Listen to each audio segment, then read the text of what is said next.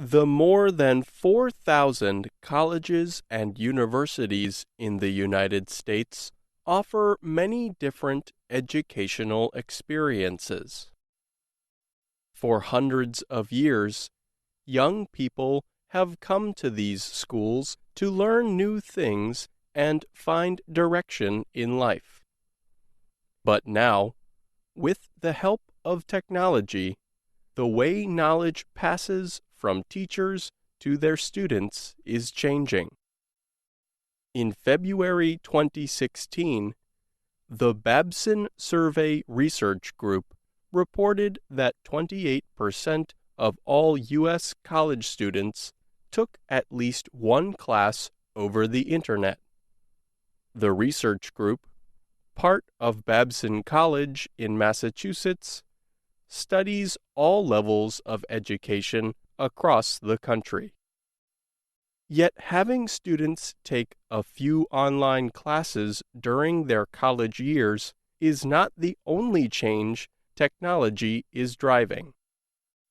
Many U.S. colleges and universities now offer full degree programs online. This opens up all kinds of possibilities for students around the world.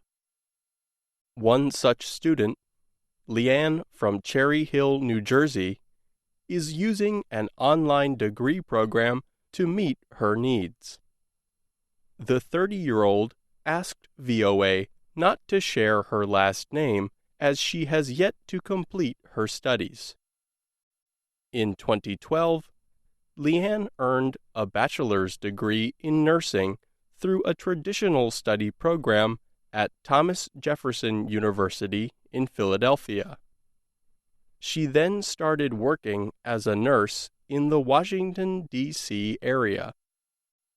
After a few years, Leanne decided she wanted to earn a master's degree to help further her career in medicine.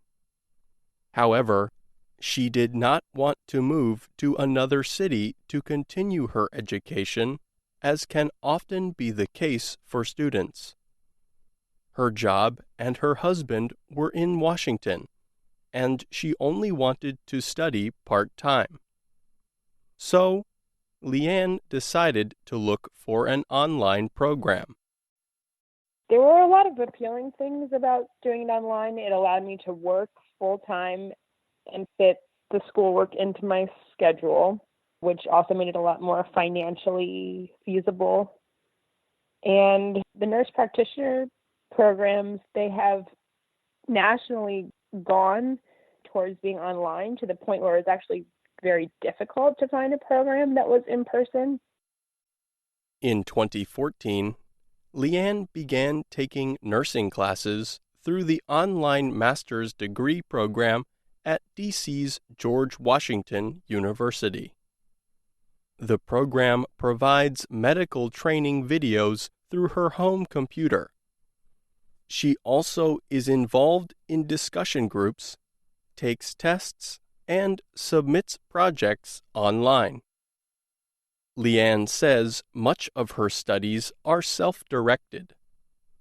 But students also must physically visit the university at least 4 times during their 3-year program for in-person testing.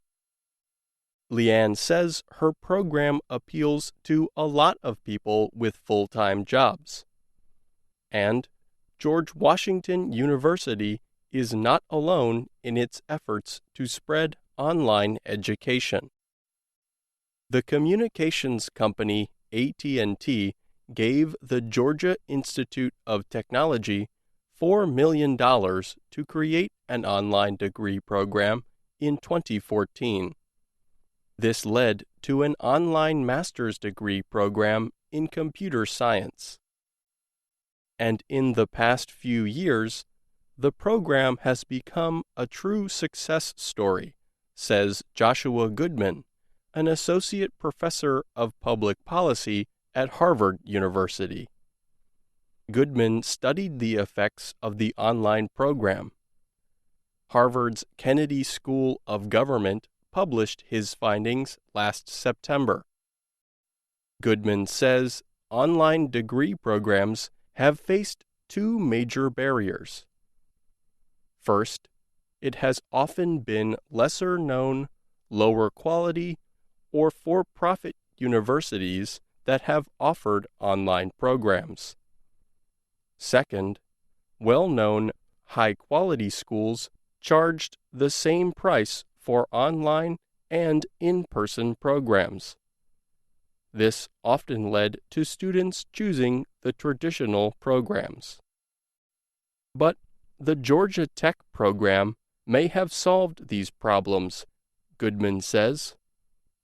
Many experts consider the university to have one of the best computer science master's degree programs in the country.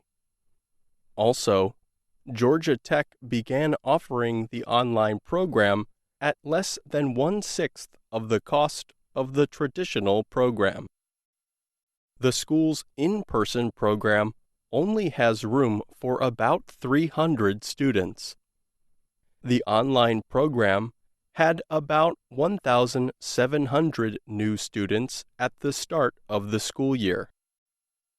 Yet Goodman argues it is not just the quality or the price that make Georgia Tech's online program so successful. The average age of students trying to get into the traditional program is about 24. The average age of the online students is 34. These are people in the middle of their careers, Goodman notes. They are not free to drop everything and spend a few years studying instead of working. Goodman says before the Georgia Tech program, many of these people had no other good choices for furthering their education. The folks who applied for this program did not have other educational options that they would do if they didn't get into this program. What we found is that if they got into this program, they did this degree, and if they didn't get in, almost none of them went to another university. So it seems like this program is creating educational opportunities for mid-career people that would not have otherwise existed. Online degree programs seem to not only help students with non-traditional needs. In some cases, the appeal of the programs has helped the schools themselves. This is especially important considering many colleges and universities have struggled financially in recent years. Simmons College is a small private college in Boston, Massachusetts. For several years, Simmons accepted more graduate students than undergraduates. In 2010, the school created a plan to start offering two of its most popular master's degree programs online. The two are in nursing and social work. Last year, the college collected about $45 million in student payments for those programs. This year, the programs are expected to bring in about $55.9 million. This is about $3 million more than all the in-person graduate programs Simmons offers combined. Suzanne Murphy is the head of the online programs at Simmons. She says the reason those programs appeal to so many students is the quality. You measure success in student outcomes, Murphy said. How are the students doing? How are they progressing through the programs? Things like that. And the programs that we put online are the same programs that we have on the ground. Leanne, Goodman, and Murphy all agree there are many other ways to improve online degree programs in general. Next week, we will look at some of the problems such programs still face. I'm Pete Musto.